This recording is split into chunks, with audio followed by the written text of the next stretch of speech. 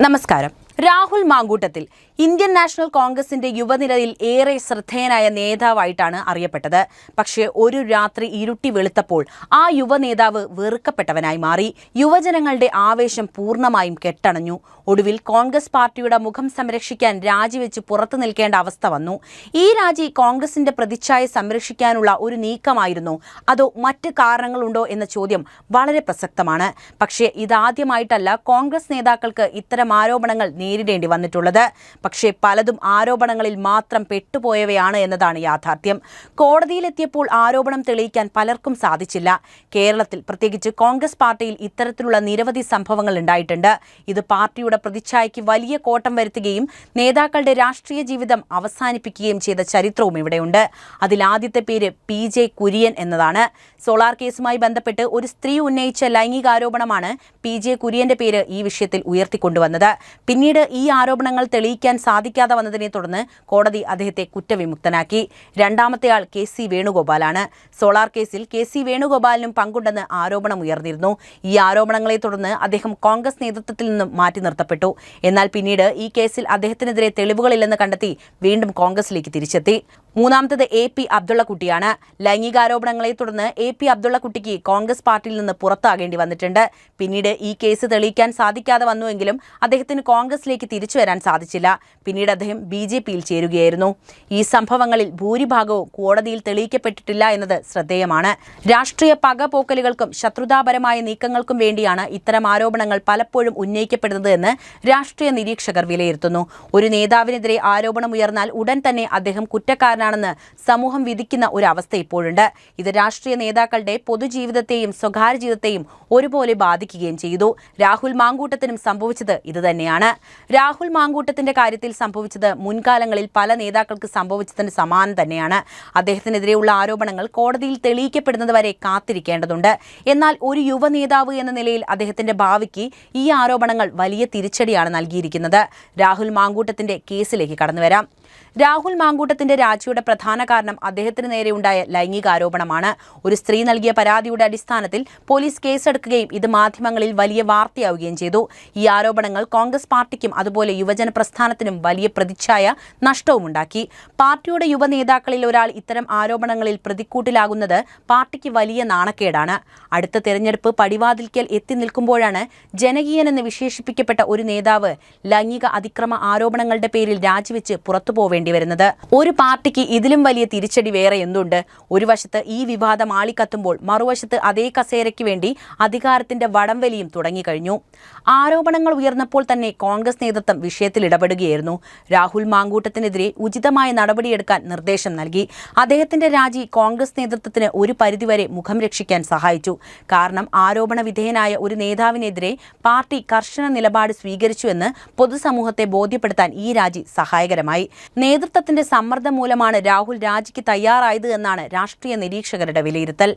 അനീതിക്കെതിരെയും സർക്കാരിന്റെ തെറ്റായ നയങ്ങൾക്കെതിരെയും ശക്തമായ നിലപാടുകൾ സ്വീകരിച്ച് ജനശ്രദ്ധ നേടിയ നേതാവാണ് രാഹുൽ മാങ്കൂട്ടത്തിൽ. പ്രസംഗങ്ങളിലെ തീവ്രതയും സൈബർ ലോകത്തെ ഇടപെടലുകളും അദ്ദേഹത്തെ യുവതലമുറയ്ക്ക് പ്രിയങ്കരനാക്കി മാറ്റി. എന്നാൽ സ്വകാര്യ ജീവിതത്തിലെ ഒരു ആരോപണം അദ്ദേഹത്തിന്റെ പൊതുജീവിതത്തെയും പ്രതിച്ഛായയെയും ഗുരുതരമായി ബാധിച്ചു. ഒരു നേതാവിന്റെ പൊതുജീവിതവും സ്വകാര്യ ജീവിതവും തമ്മിലുള്ള അതിർവരമ്പ് എത്ര നേർത്തതാണ് എന്ന് ഈ സംഭവം ഓർമ്മിപ്പിക്കുന്നു. ഒറ്റ രാത്രി കൊണ്ട് അദ്ദേഹത്തിന്റെ ആരാധകർക്കിടയിൽ പോലും സംശയവും വെറുപ്പും വളർന്നു. രാഹുൽ മാങ്കൂട്ടത്തിന്റെ രാജി കോൺഗ്രസിന്റെ പ്രതിച്ഛായ സംരക്ഷിക്കാൻ വേണ്ടിയുള്ള ഒരു നീക്കമായിരുന്നു എന്ന് ചോദിച്ചാൽ അതിലൊരു രാഷ്ട്രീയപരമായ നീക്കം ഉണ്ടായിരുന്നുവെന്ന് നിസ്സംശയം നമുക്ക് പറയാം. എന്നാൽ ഇത് അദ്ദേഹത്തിനെതിരെ ഉണ്ടായ ആരോപണങ്ങളുടെ ഗൗരവം കുറയ്ക്കുന്നതല്ല. അദ്ദേഹത്തിന് നേരെയുണ്ടായ ആരോപണങ്ങൾ തന്നെയാണ് ഈ പ്രതിസന്ധിക്ക് അടിസ്ഥാനമായ കാരണം. ഒരു ജനപ്രിയ നേതാവിന്റെ ഉയർച്ചയും താഴ്ചയും എത്ര വേഗത്തിലാണ് സംഭവിക്കുക എന്നതിന്റെ ഉദാഹരണം കൂടിയായി മാറുകയാണ് ഈ സംഭവം. രാഹുൽ മാങ്കൂട്ടത്തിനെതിരെയുള്ള ലൈംഗിക ആരോപണങ്ങൾ, പ്രത്യേകിച്ച് ട്രാൻസ്ജെൻഡർ തുറന്നു പറഞ്ഞ വിവരങ്ങളൊക്കെ തന്നെ അദ്ദേഹം യുവ നേതാവ് എന്ന സ്ഥാനത്തിരിക്കാൻ അയോഗ്യനാണെന്ന് തെളിയിച്ചു കഴിഞ്ഞു. ലൈംഗിക വൈകൃതമുള്ള ഒരു നേതാവ് എന്ന പേര് അദ്ദേഹത്തിന്റെ പ്രതിച്ഛായയ്ക്ക് കോട്ടം വരുത്തിയിട്ടുമുണ്ട്.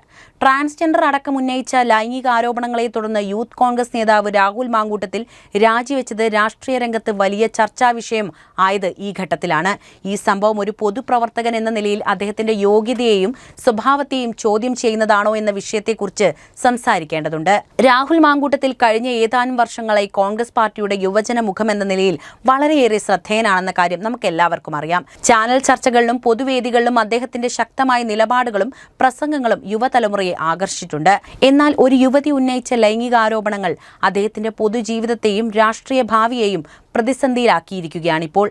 ലൈംഗികാരോപണങ്ങൾ ഉയർന്ന സാഹചര്യത്തിൽ ഒരു പൊതുപ്രവർത്തകൻ എന്ന നിലയിൽ രാഹുൽ മാങ്കൂട്ടത്തിൽ തന്റെ സ്ഥാനത്തിന് യോഗ്യനാണോ എന്ന ചോദ്യം പ്രസക്തമാണ്. ഈ വിഷയത്തിൽ രണ്ട് പ്രധാന വാദഗതികളാണുള്ളത്. ഒന്നാമത്തെ വാദം ആരോപണങ്ങൾ അദ്ദേഹത്തെ അയോഗ്യനാക്കുന്നു എന്നതാണ്. പൊതുവിശ്വാസത്തിന്റെ ലംഘനമാണ് ഇവിടെ സംഭവിച്ചത്. ഒരു നേതാവ് ജനങ്ങളുടെ വിശ്വാസത്തെയും പ്രതീക്ഷകളെയും സംരക്ഷിക്കേണ്ടവനാണ്. ലൈംഗികാരോപണം പോലുള്ള ഗുരുതരമായ കുറ്റകൃത്യങ്ങൾ ആരോപിക്കപ്പെടുമ്പോൾ ആ വിശ്വാസം തകരുകയും നേതാവിന്റെ സ്വഭാവശുദ്ധിയെക്കുറിച്ച് പൊതുജനത്തിന് സംശയമുണ്ടാകുകയും ചെയ്യും. അടുത്തത് ധാർമ്മികത ഉയർത്തുന്ന ചോദ്യമാണ്. രാഷ്ട്രീയ നേതാക്കൾ ഉയർന്ന ധാർമ്മിക നിലവാരം പുലർത്തേണ്ടവരാണ്. ഒരു ട്രാൻസ്ജെൻഡർ വ്യക്തിയെ അടക്കം ലൈംഗികമായി ദുരുപയോഗം ചെയ്തു എന്ന ആരോപണം പ്രത്യേകിച്ച് സമൂഹത്തിലെ ദുർബല വിഭാഗങ്ങളോടുള്ള അദ്ദേഹത്തിന്റെ സമീപനത്തെയാണ് ചോദ്യം ചെയ്യുന്നത്.